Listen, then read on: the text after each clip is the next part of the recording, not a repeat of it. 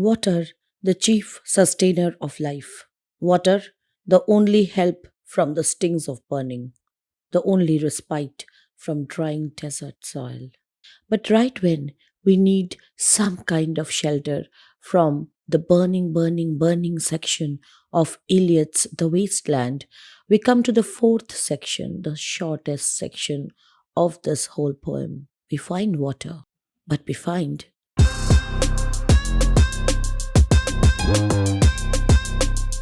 Phlebas the Phoenician, a fortnight dead, forgot the cry of gulls and the deep sea swell and the profit and loss. A current under sea picked his bones in whispers. A very simple beginning, isn't it? We have a dead Phoenician sailor who is dead for 15 days now, and his body has sunk to the bottom of the sea. Let's move on. As he rose and fell, he passed the stages of his age and youth, entering the whirlpool. So, this is the moment when he was drowning. As he rose and fell, he remembered his whole life in flashes. Gentile or Jew? Oh, you who turn the wheel and look to windward, consider Phlebas, who was once handsome and tall as you.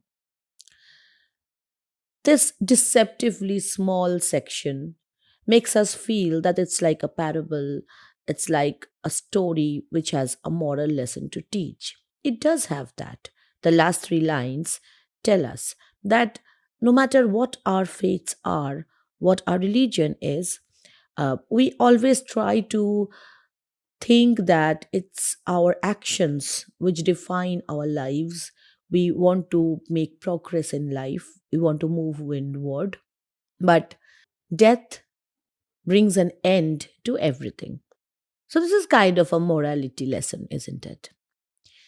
And now we will go for a very close analysis of each and every part of this section. Phlebas the Phoenician. The name itself, Phlebas, it's not a modern name. So, definitely, this person doesn't belong to the age in which Eliot was writing. And he was a Phoenician. Now, who were these Phoenician people? The Greeks gave this name to a particular group of people during the first millennium BCE, and they lived around the region which we now know as Lebanon. So these people were there in around the Iron Age, and they existed till the period of the Roman Empire. So definitely this Phlebas guy, he is not a person from our times. He is a person from the past. But then notice what Eliot adds after giving his identity to us. He's saying that he is only a fortnight dead. So when a person is dead, then time ceases to be important at all. It doesn't matter whether he is dead for 15 days or 15 centuries, because death closes all. It closes the passage of time even. Now, despite placing this character in a distant past, Eliot wants to emphasize that he was also like us.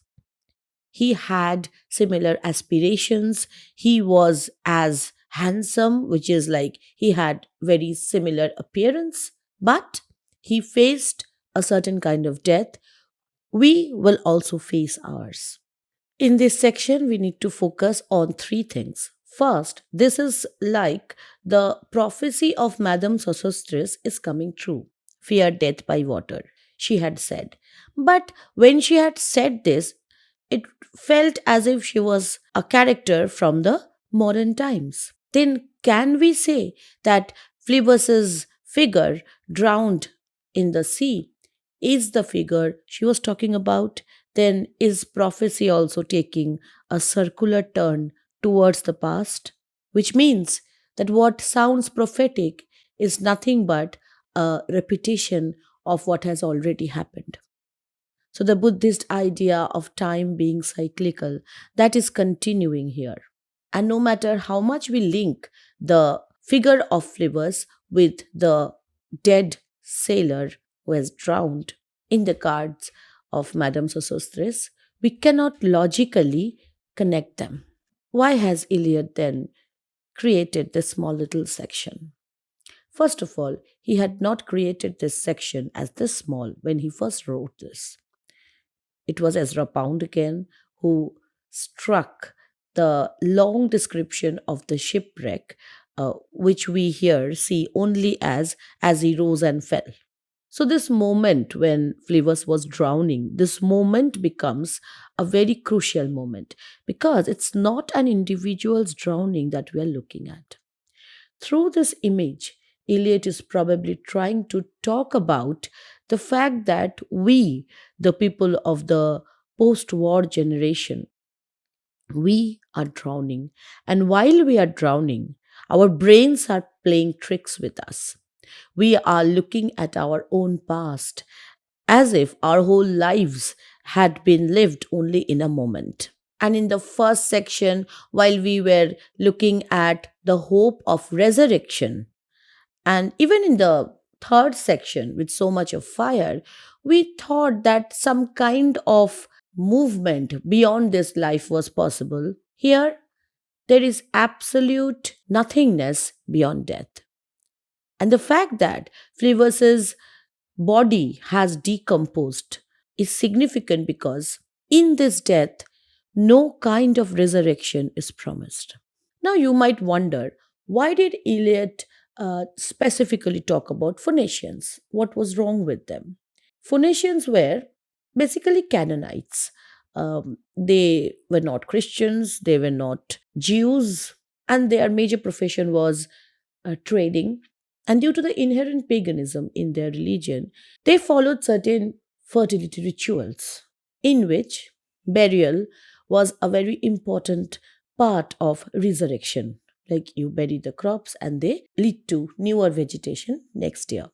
But when somebody dies in water, then no such resurrection is possible. So, this whirlpool, which is on one hand symbol of the chaos, of the disorder of the modern world, is also a kind of a situation where no exit is possible. Rebirth is an exit, nirvana is an exit.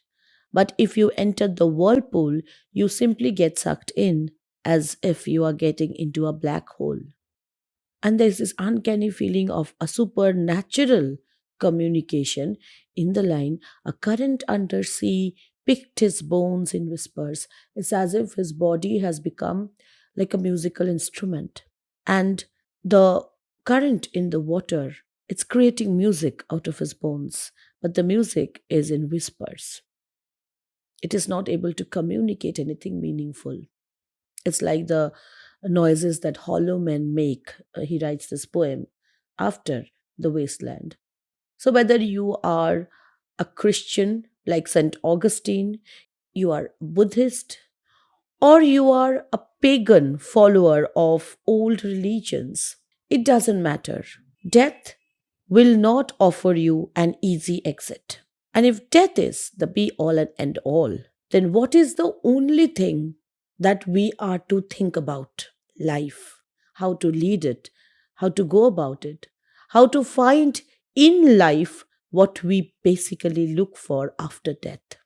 That is a question which Eliot will answer, or at least will try to address in the final, the fifth, and the most grand section of his poem. But that will come in our next video. Thank you for joining in this very short video.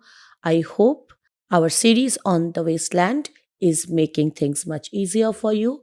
If you have any questions, our comment sections are always open. And while you are waiting for the fifth part of this poem, don't forget to subscribe and turn on that notification bell. This is Monami Mukherjee signing off. Bye bye.